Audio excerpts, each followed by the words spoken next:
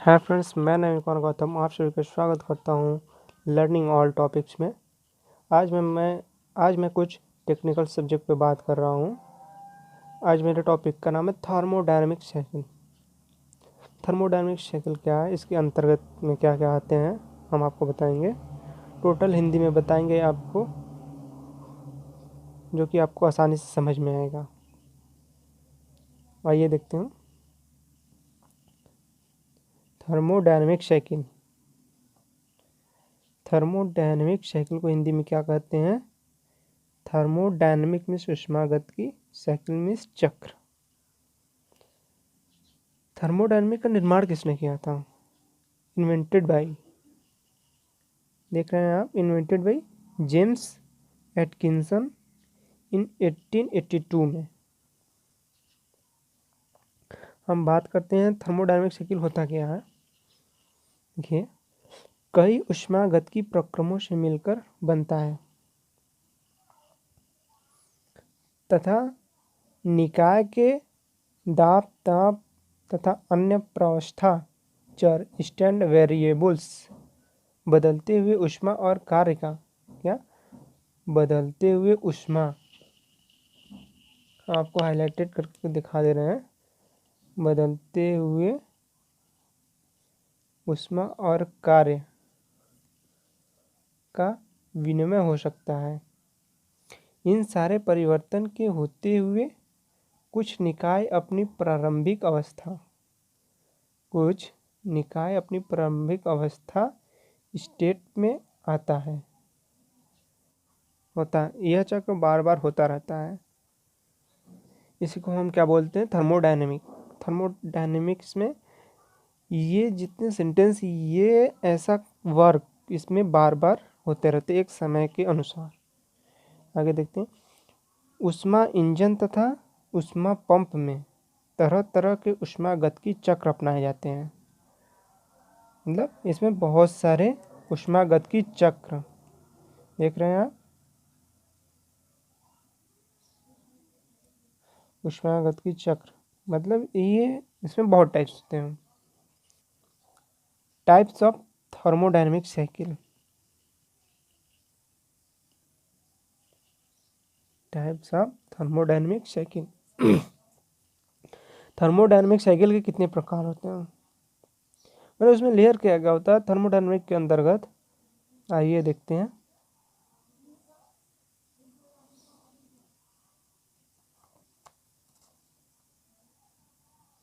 देखिए, यहाँ पे आप देख रहे हैं एड LOC टू BSC। ये शॉर्ट ट्रिक है याद करने का। क्या? एड LOC BSC से ए से क्या होता है? एटकिंसन साइकिल, डी से डीजल साइकिल, डी से डुअल साइकिल, एल से लीनियर साइकिल, ओ से ऑक्टो साइकिल, सी से कॉर्नोट साइकिल, बी से ब्रैटॉन साइकिल, एस से स्टर्लिंग साइकिल, ई से इरेक्शन साइकिल। आज हम बात करते हैं एटकिंसन साइकिल क्या होता है। आप देख रहे हैं एटकिंसन साइकिल क्या होता है। यहाँ पे आपको बगल में फिगर भी दिखाई दे रहा होगा, देख लीजिए। ये एटकिंसन साइकिल का फिगर है। इसमें देख रहे हैं क्या क्या, intake valve, spark plug, exit valve, piston, cylinder, crankshaft.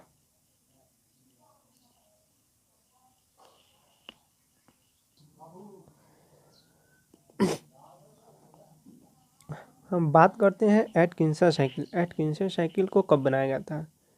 Atkinson cycle को कब बनाया था?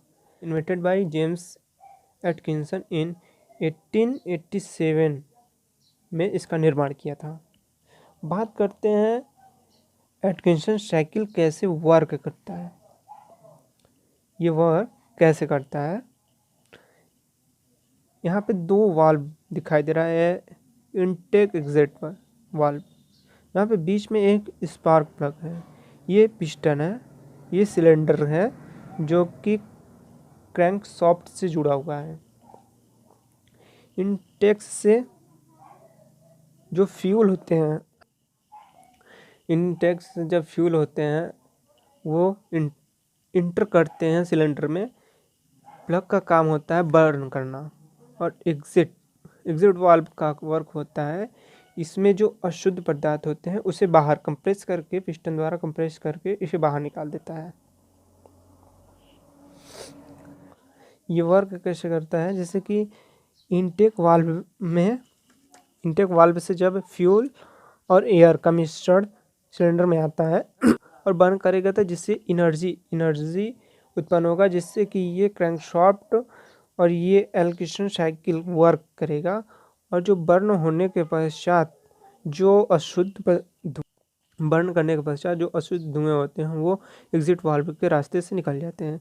जब ये बर्न करेगा तो ये पिस्टन रोटेट करेगा ऊपर नीचे, जिससे कि इसमें कंप्रेस पैदा होगा, जिससे कि क्रैंकशाफ्ट के माध्यम से ये क्रिया लगातार होती रहती है।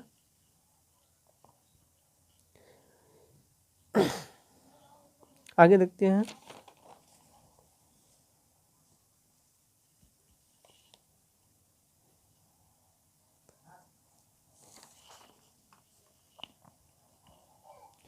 जैसे अभी हमने बताया ना, एटकिंसन साइकिल का निर्माण किसने, इन्वाइटेड बाय जेम्स एटकिंसन ने ये किया था। कब किया था? इन 1887 ईस्वी, मतलब 1887 में किया था। यहाँ पे हम बात करते हैं एटकिंसन साइकिल के कुछ कार्य, मतलब इंजन, ये मतलब कैसे इंजन में होते हैं, ये इंजन के इंटरनल कम्बस्टन में होते हैं।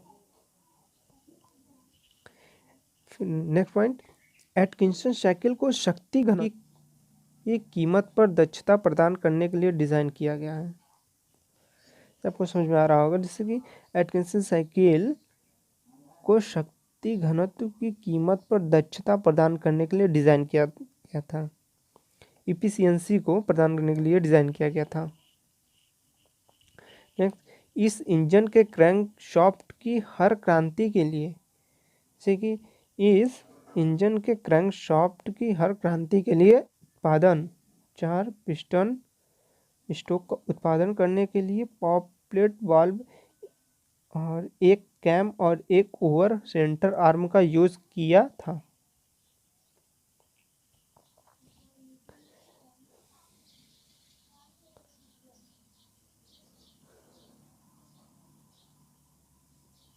नीचे के इनटेक और कंप्रेशन स्ट्रोक विस्तार और एग्जिट वाल्व की तुलना में काफ़ी कम थे। मतलब कि इनटेक और कंप्रेशन स्ट्रोक विस्तार और एग्जिट वाल्व की तुलना में काफ़ी कम थे। मतलब जो फ्यूल आते हैं उसका तो पूरा यूज़ हो जाता है, और कंप्रेस उसमें जब कंप्रेस चलता है तो उसके बर्न होने की वजह से जो अशुद्ध पदार्थ बच जाते हैं उसे एग्जिट वाल्व की तुलना में काफ़ी कम थे। मतलब कि उसे आसानी से वो कंप्रेस करके एग्जिट वाल्व की सहायता से निकाल देता था। इन दिनों सबसे आम दहन इंजन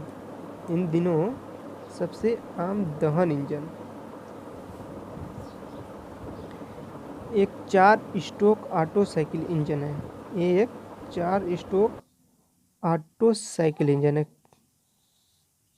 कौन सा साइकिल इंजन है? ऑटो साइकिल इंजन है, जहाँ एक पिस्टन सिलेंडर के अंदर, अभी आपने फिगर में देखा होगा कि एक पिस्टन सिलेंडर के अंदर ऊपर और नीचे जाता है और एक चिंगारी गैस और हवा के मिश्रण को प्रज्वलित करती है। इसलिए यह प्रक्रिया एक त्वरित रिफ्रेशर है। कौन है? त्वरित रिफ्रेशर है, मतलब यह क्रिया बार बार होती रहती है। बात करते हैं संपीड़न स्ट्रोक। संपीड़न स्ट्रोक क्या है?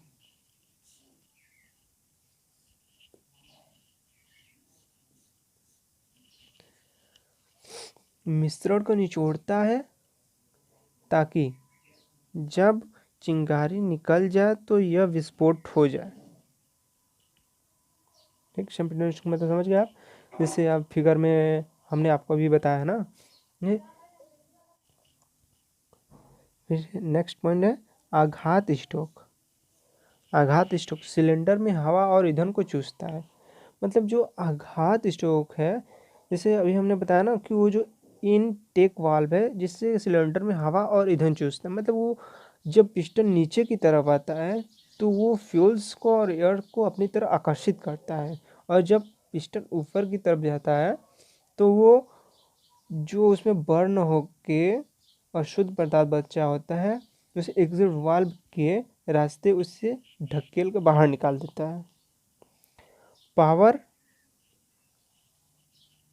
पावर या विस्तार स्ट्रोक सिलेंडर के नीचे पिस्टन को स्थानांतरित करने के लिए विस्फोट द्वारा बनाए गए बल का उपयोग करता है।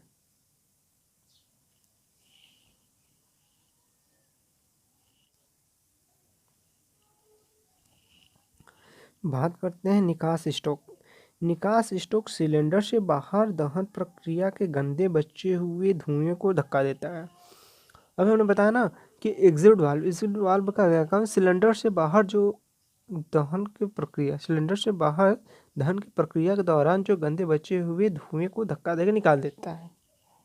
क्या, जब वो सिलेंडर में धुएं निकास स्ट्रोक मतलब कि जो एग्जिट वाल्व को बाहर होते हैं, मतलब देखिए अभी आपको बताया था ना एग्जिट वाल्व में से किस तरह से निकलते हैं धुएं, तो उसके बाद निकास स्ट्रोक्स में सिलेंडर से बाहर दहन प्रक्रिया के गंदे बचे हुए धुएं को धक्का देता है।